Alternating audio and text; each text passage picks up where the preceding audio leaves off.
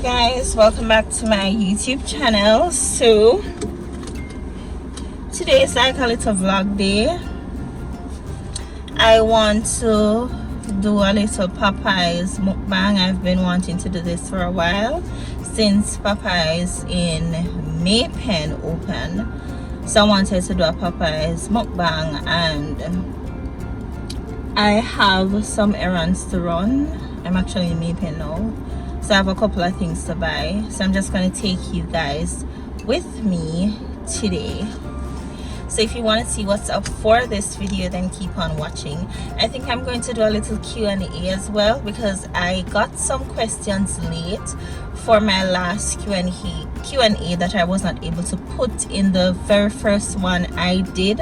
So I may just answer those questions now. So just keep on watching, guys.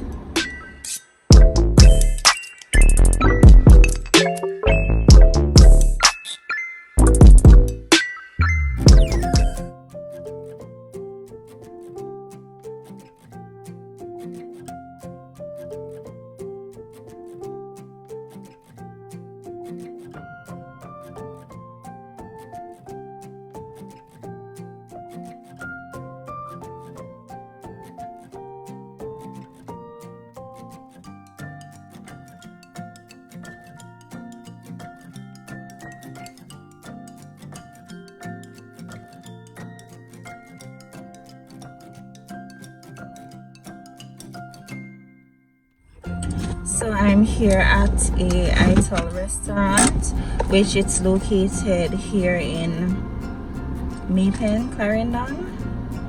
It's very small. It's a small building, but the food there is good and it is natural, especially for persons if you are going on a diet or you just want to live a healthier life.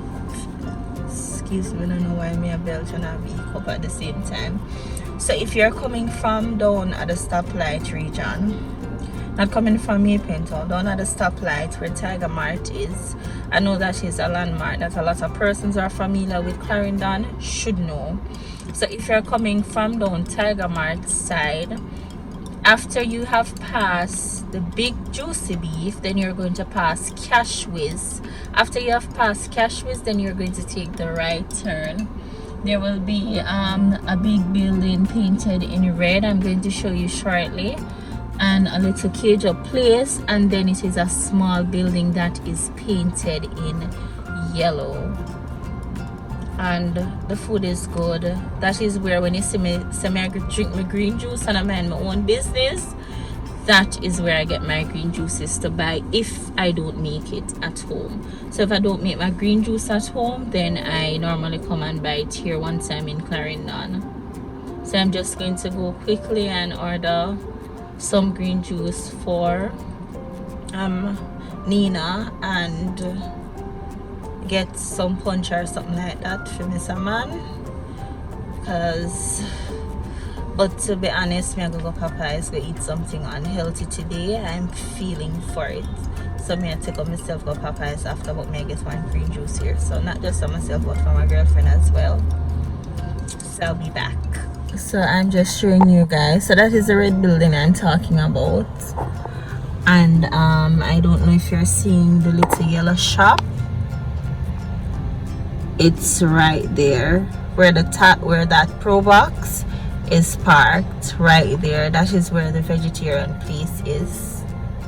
Some construction is being done on upstairs.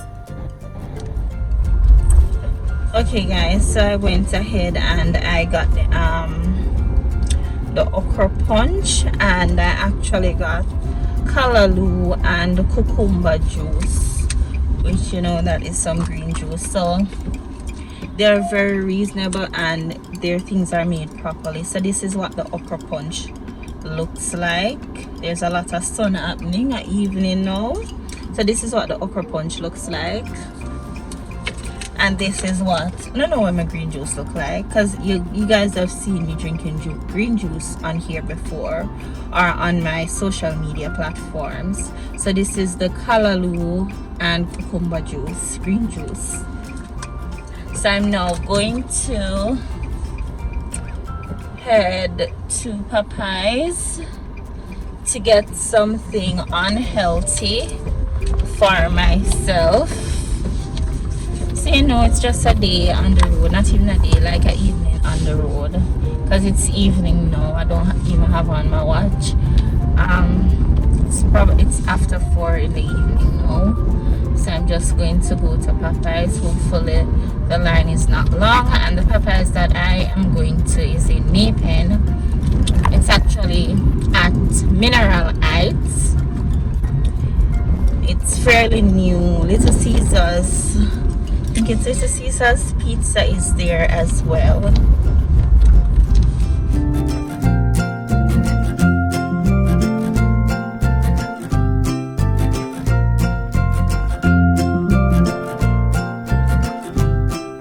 I have arrived at Popeyes and there is a line. There's actually 1, 2, 3, 4, 5, 6, 7, about 7 to 8 cars in front of me.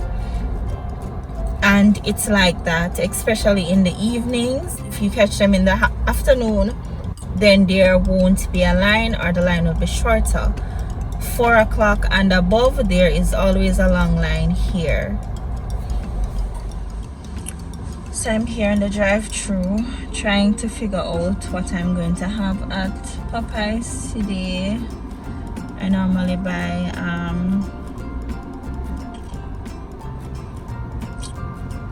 their 3-piece spicy chicken, or like when I'm on a strict diet. But maybe not doing none of them foolishness here like me, I don't know.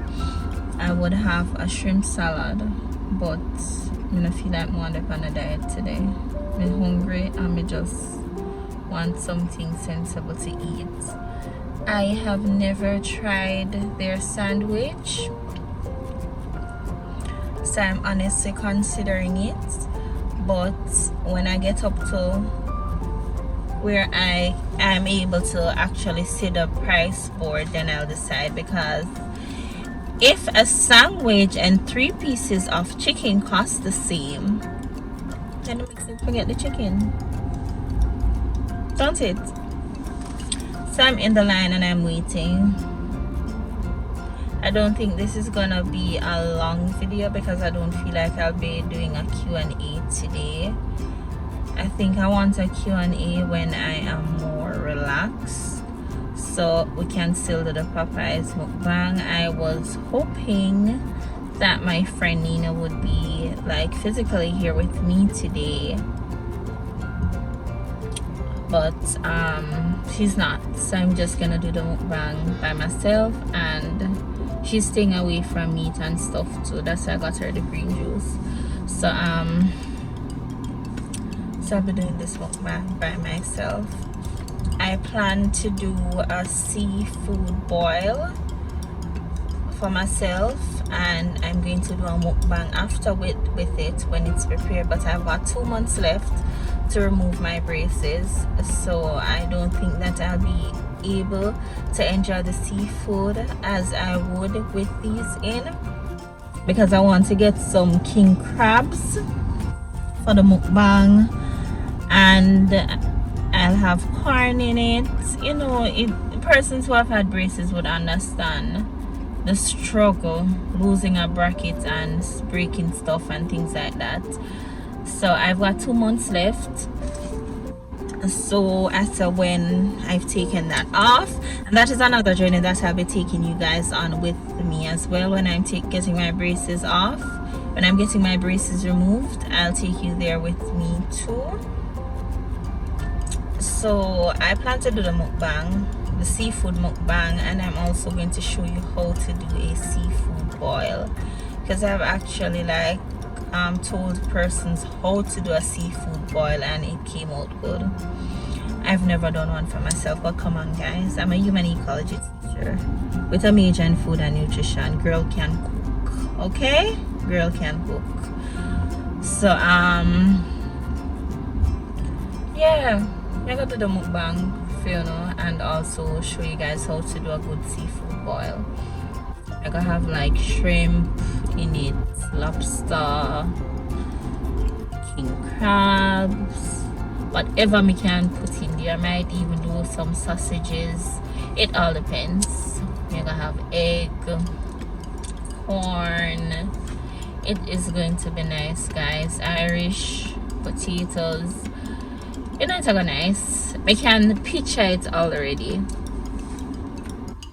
I'm still in the line waiting, and so far one car must move, guys. So alright, so I went through the drive-thru. Me never bother record nothing. I ended up getting something for Mr. Man and something for Nina. Well, guys, me have to mash up me.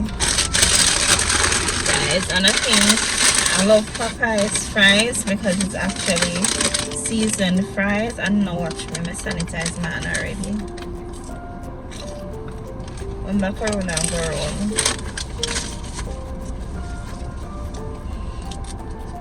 You know, I was just talking to one of my girlfriends and I got so emotional because, like, people who know me personally know, and I'm not talking about people who meet me in my adult life. Like, because my friend them from college and stuff, and people I've met when I'm working as an adult, but like they don't know what my life was like growing up. And I'm just gonna answer this one. Someone had asked me what was my childhood like, right? So we do a little mukbang, and me answer that, just that one question. I was very poor. When I say poor, I mean dirt poor. I could not go on school trips. I could not go to school events. I mean, when I started going to school events, it was when I was on senior shift, like grade 10, grade 11, and it was because I was like doing my little hustling on not Fridays, on Saturdays and Sundays. So imagine being 15, 16-year-old. You have schoolwork, you know, that's a time when you settle down, you have to start the SB and stuff. And Saturday and Sunday I was working, right? That's what I was doing. And I'm gonna get into that and tell you guys what I did for work when I was in grade 10 and grade 11. So I was always poor, but I did not realize that I was poor. And the other day I was telling my friend that I did not grow up on snacks.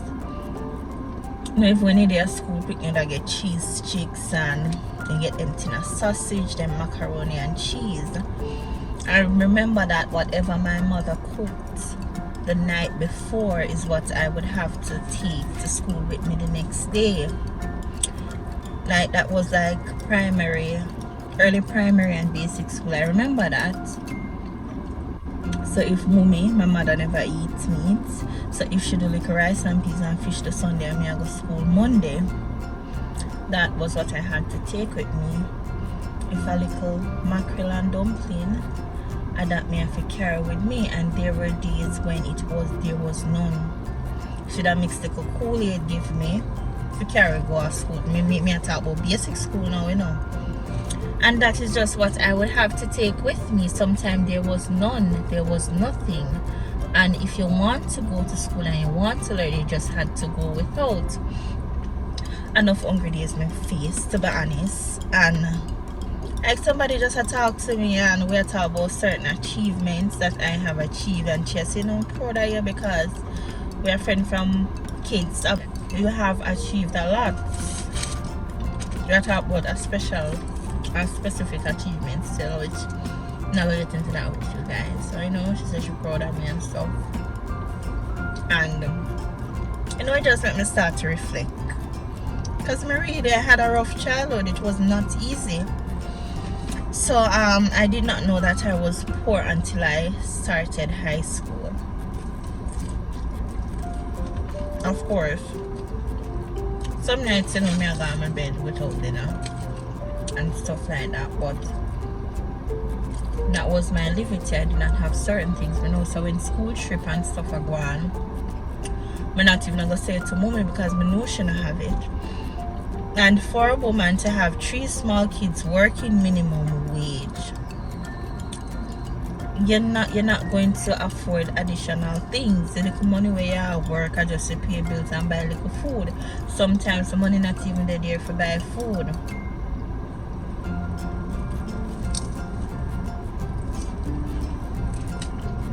So that is what my childhood was like, and I did not know I was poor until I started high school, because I went to Old Harbor High and I lived beside Old Harbor High School. I'm living in a little board house up on it, like the yard space went up and it was on a hill, and it was a wooden structure. And in Jamaica it's different. If you are living in a wooden structure, you're considered to be poor. It's not like the US where houses are made from wood. Proper houses are made, are what society deemed to be proper houses, are made from concrete and blocks and stuff like that, and brick. So if a board house, you know, say the money not so strong.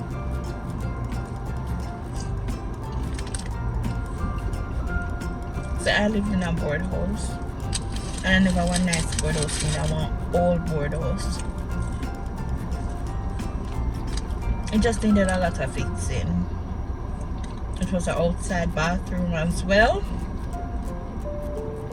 and the bathroom, it was a flush toilet, but it did not have the piece on it to you actually bring down to flush. We'd have to use buckets with water to pour into it after using the bathroom for it to flush. It wasn't a shower either. It was like a pipe in the bath, and you know, you catch your water and you use that to bathe, to shower. And I did not know that I was poor until I went to high school, and that's when, you know, the teasing started. I remember at one point I used to walk past my yard because I never want nobody to know say I still live over there. And my grandmother would have beat me when we reach home late, but it's because I would pass my house, wait on everybody to pass gone home, and then we go back home. So when my grandmother started to beat my feet, because you know you're not coming home on time, that is when I stopped and I just say, you know, I can't bother. I go to my yard, I want to laugh, I want to make. And at the same time, you have to big up some friend in Nebraska who would always stop by your house, especially on the junior shift. Like friends I had from grade 7 to 9. There was Samantha, there was Ashana, there was Arnella, there was Shanique. You know, people like that who they never scorn you. Even Kamika, and she was a teacher's daughter. They used to stop by my house after school. Those are just some people who used to stop by my house regardless of what people would think or say, and nobody couldn't ask nothing like, oh, in our house and whatever, and they would never say anything negative at the time. And Vanessa Price as well, yes, they would stop by my house after school. And you know, it was like those girls they were my little support system. And to this day, I'm not better than them. Everybody alright still. And you know, I just really appreciated that. Because you know, some people that's fun, you know, not to adapt the house to them come. They make themselves comfortable until they're ready to go home. So I really appreciated that.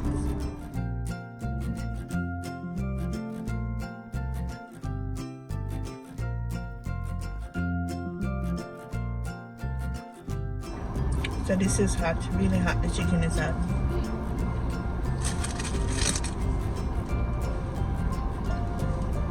So let's get into what I did. So I had a cousin, a older lady, a big woman, and she was walking in the scheme and selling DVDs. So what I did, I did not have a computer. So like when new movies would have come out, I would know how the thing said. Bootleg movies were being sold. So I would go buy the new movie for $150, buy a blank, so with like a 50 blank DVDs, and I would pay someone to make copies of all the new movies, and I would walk in the scenes. It was at the time Nyaba 2. For persons who are familiar with Old Aba, you know, right now we have Nyaba Village 1 to 4. At the time it was just Nyaba Village 1. So I would sell movies at New Harbor Village 1 and the Avery, and I would walk from door to door and I would sell people those movies, and I actually made some money, and that is how I was able to, you know, ease some pressure from my mother, because God knows she did not have it. And I started to take care of myself, like grade 10 to 11, gone up to 6. So I did that for like 2 years, and girl never fool. Girl did, you know what, one little account of Jane, and I put on one little money, because to be honest I made like $5,000 to $7,000 per week, and I just did that Saturday and Sunday. And there were times when persons, because I gave them a number that I sold movies to, there were times when persons would actually call me in the week and say, you know, you get that new movie here yet? And if I was on evening shift, I would leave school, change out of my uniform, and go deliver movies to persons in the evenings. And like if I go there in the evening, just makes sense me walk and do a little round. So I would do that as well. I do deliveries in the week to after school if persons requested certain movies. So that is what I did. I did not have a father figure. My mother and my father separated. They were married, and he did not take care of us. He would like to have a relationship with me now, but to be honest with you guys, I don't want a relationship with him, because at this point you can't add anything to my life. And if you were not there from I was like 11 or 12 years old, they went their separate ways, and you decided that you did not want to take care of your 3 children. Yes, my mommy has 4 of us. My older brother has a different father, but me, my younger brother, and my sister, we have the same dad. He did not take care of any of us. So I don't want a relationship with him now. And I'm not get it wrong, you know, I'm gonna have him up, I'm gonna hate him or not. I just don't want a relationship with you, because when that was something that I needed, you were not there. So I don't want to with you right now. So I'm going to drive.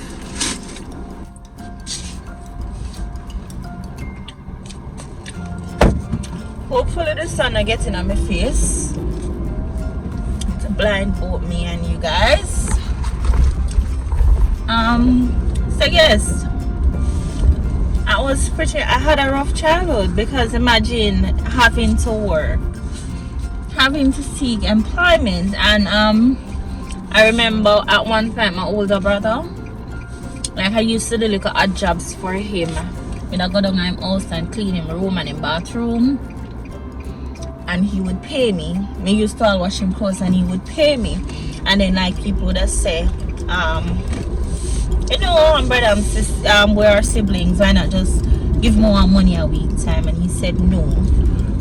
And I appreciate him not saying no, because he said that I had to learn that, you know, you want things out of life, you have to work for it. You have to work for it. And that is something that I learned from him.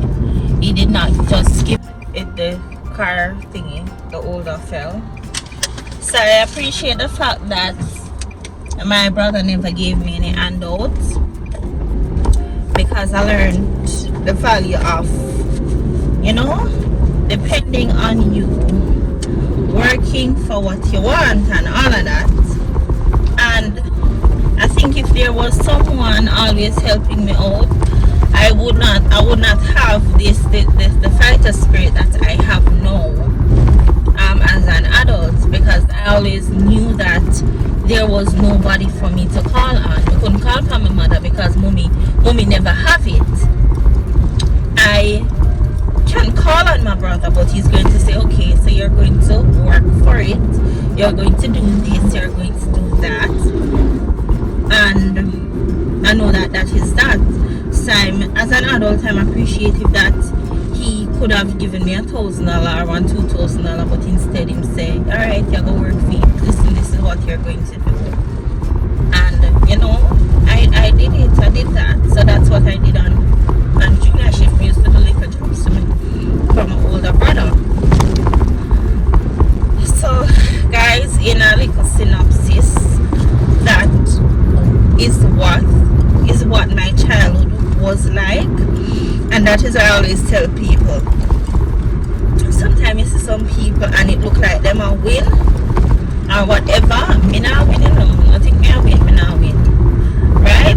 I'm going to win one day, because what I consider winning is just being very comfortable.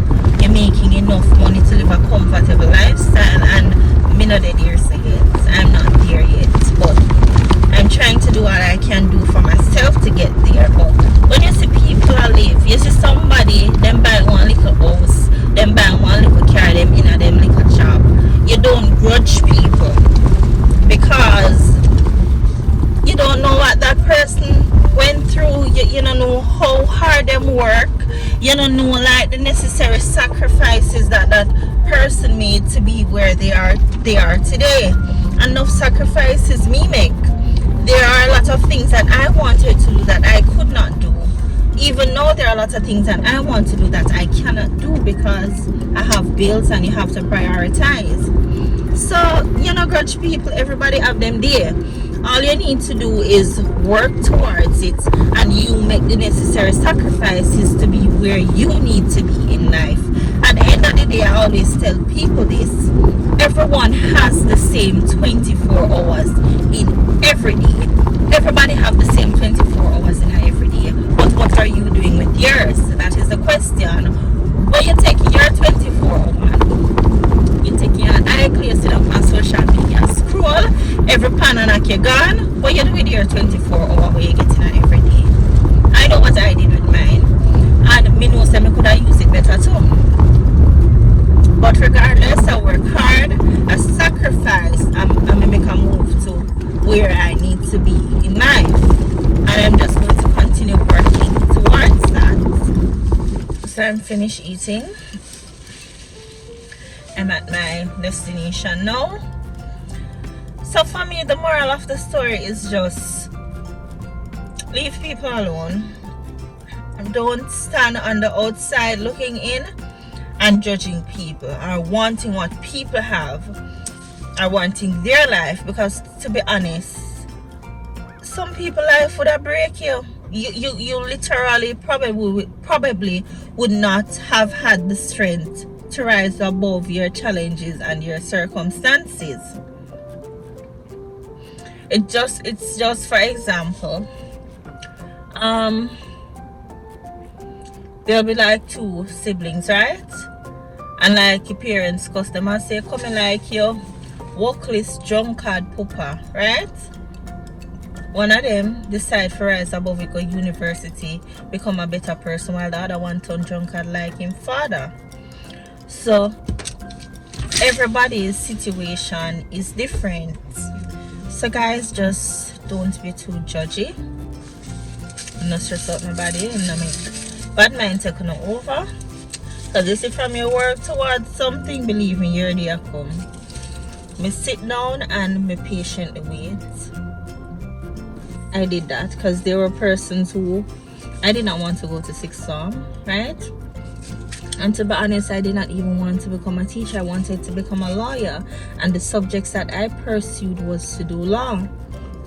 But it is hard for someone who is poor to become a lawyer, or a doctor. It's not impossible, it's just a bit harder, because there's a lot of fees and stuff. And I can tell you that when I was at Shorted, I took student loan. My tuition at the time was like $260, right? You know, you had your boarding fee, you had auxiliary fees, and some other little fees. I did human ecology, and I remember telling my major is food and nutrition. So you know, there was a lab fee as well. And you know, people do like early childhood, human ecology, and the sciences, they had lab fees to pay.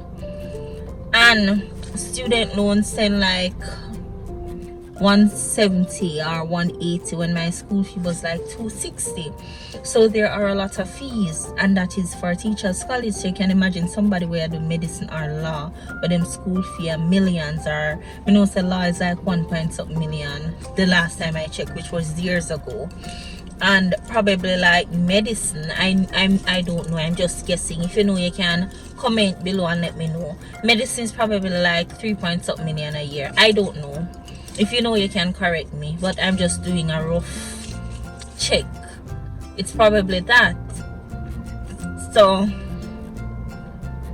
yeah, I did not want to become a teacher initially, but it was, for me, it was a backup plan. And I was actually the first person from my family to be tertiary educated. And I'm not talking about my father's side of people, I'm talking about my mother. Like, it was 3 siblings of them, my uncle, my aunt, and then my aunt's daughter. You'll see her in some of my videos. She was the second person from my family to be tertiary educated, and I actually went to her graduation. She went to Maritime and she graduated. She working now and stuff. So what I'm just saying, guys, is, you know, just wait your turn. If you want something, you work towards it. Because if you work towards it and you make the necessary sacrifices, believe me, you're going to achieve it. You're going to achieve it. You're going to achieve it. So just work towards it. There is no need to badmine anybody, because, to be honest, you see the nice part of that person's life now, but you don't see the mud and the gutter where them go through to get where they are now. And that is why I don't judge people. And that is why I don't see someone and in my head I'm going to say things like, oh, I shouldn't you have it, I should have me. I don't know how you got it. I don't know the sacrifices you made and stuff like that. Some people have put their morals aground, which I know that I'm not going to do. Right? So you don't know how people achieve things. So just wait your turn and you work towards what you want. Because enough tears, enough sleepless nights, a countless of stress me go through, and I'm not even where I want to be right now. But you know, you take your little steps and you put what you need to put in place to get where you are. So guys, thank you for tuning into my video today. It was nice speaking with you. I hope I did not bore you to death with part of my life story. This is not even all. Me not telling about when me have the little shine church shoes and I eat me have to wear go school, and when me go at the little shop down the road I barefoot me have to trod it. Me not telling about when me did have 2 panty alone I wear, and one did good and one did full of hole. I did not share all of that with you guys yet, but me think me gonna do a little childhood story time one of these days, and I'll go into details. So thanks for tuning in again. If you're new here, hit the subscribe button, the notification bell. Please go and check me out and follow me on Instagram at Jennifer_Coot. It will be popping up on this video screen. So thanks again, guys, and I'll see you next time.